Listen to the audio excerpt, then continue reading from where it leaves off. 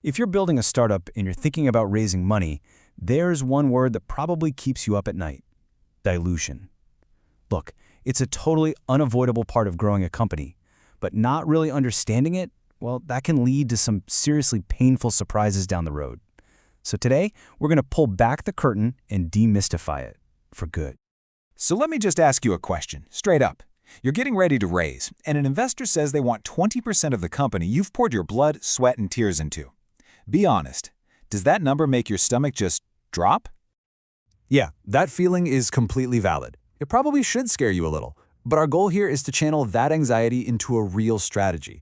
Because, and this is important, dilution itself isn't the real enemy here. This right here, this is the whole game.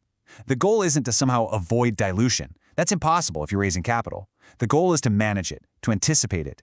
The founders who come out on top are the ones who model out every single scenario, who walk into those negotiations knowing exactly what every term on that sheet means for their ownership.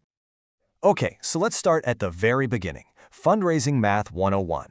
How does dilution actually work in a typical funding round? The math itself is surprisingly simple, but it's the mechanics behind it that you really need to nail down. Every single deal you do is going to be built on two key terms: pre-money and post-money valuation. It's simple, really. Pre-money is what your company is worth right before that new investment hits your bank account. And post-money? Well, that's just the pre-money plus the new cash. That's it. Everything else flows from these two numbers. Let's just run through a quick example so you can see it in action. Say your company has a $10 million pre-money valuation. Great. You go out and raise $2.5 million. So your post-money valuation is now $12.5 million. To figure out what the investor owns, you just divide their investment by that post-money number. So $2.5 million divided by $12.5 million, that gives them exactly 20%. See? Simple math. But this is exactly where the real-world traps start to pop up. And right here, this is where we get into the stuff that trips up so many first-time founders. We're talking about things like safes and how you create your employee option pool. This is where that simple, clean math we just did starts to get really messy really fast. Let's talk about safes. That's simple agreements for future equity. They are by far the most common way to raise money in the early days. Now, a safe isn't debt, and it isn't really equity yet either. It's basically a promise of future equity that will convert into stock in a later funding round. And it's all governed by two key terms: a valuation cap and a discount rate. The investor gets to use whichever one of those gives them a better price later on. Now, this is a really crucial distinction you have to understand. The original safes were what we call pre-money, and honestly, the math was a headache. So today, the standard you'll see from places like Y Combinator is the post-money safe. On the surface, it seems way cleaner. A $500,000 investment on a $5 million cap always equals 10% ownership. Simple, right? But that simplicity hides a pretty dangerous trap. So let's visualize this whole thing. Before you raise a single dollar, it's pretty straightforward. You and your co-founders own 100% of the company. It's all yours. Okay, now you sign one post-money safe, $500,000 on a $5 million cap. Just like that, you've essentially pre-sold 10% of your company. Your ownership stake is now 90%. Okay, that feels manageable. But here's the trap. You raise from two more investors on those exact same terms. What you might not realize is that each of those safes stacks right on top of the last one. And all of a sudden, those three small checks have pre-sold 30% of your entire company. You're down to 70% ownership before you've even started to talk about your Series A. This is the big, ugly surprise that hits so many founders when all those safes finally convert to equity. Okay, so the safe stacking is surprise number one. The second big surprise usually comes when you start negotiating that first priced round, your Series A. To hire the amazing team you need to build, your new lead investor is going to insist that you create an employee option pool. But who pays for it? Whose ownership gets diluted to create those new shares? This is the critical part.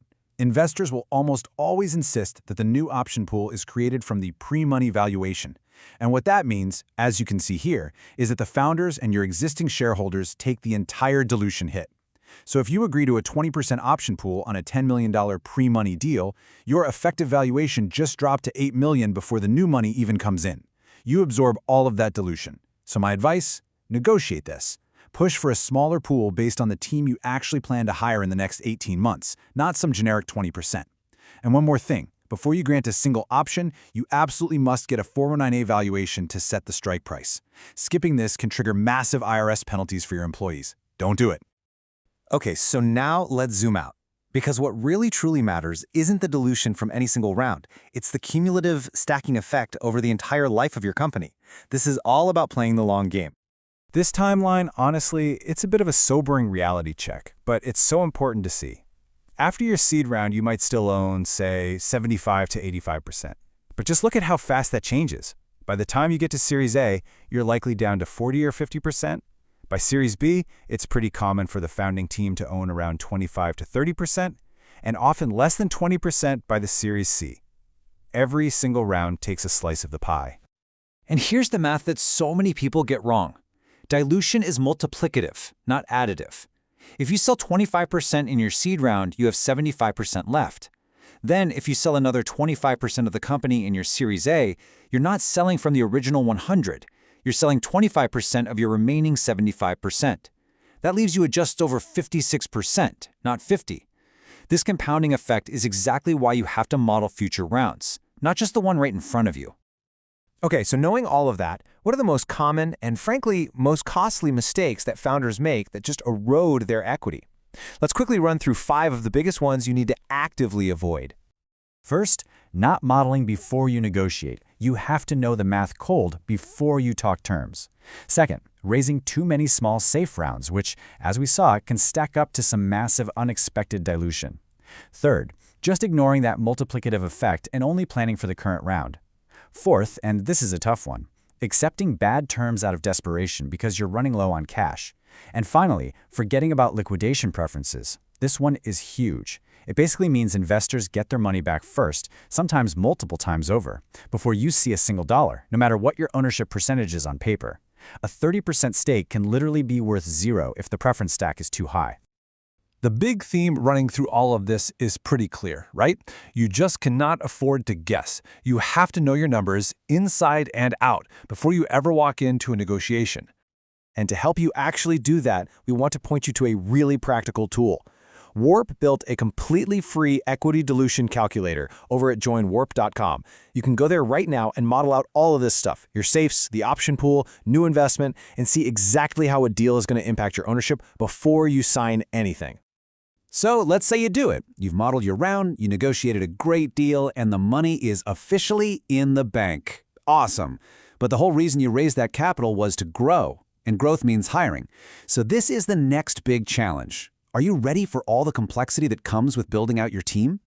And this is where it all comes full circle. You just fought tooth and nail to protect your equity. The last thing you want is to waste that victory by getting bogged down in the operational nightmare of payroll, compliance, and multi-state tax registrations. Warp is designed for this exact moment. It automates all that painful back-end work of hiring so you can actually focus on building your company. It lets you turn that hard-won capital into actual growth without getting buried in paperwork. You should definitely check it out. Thanks so much for tuning in.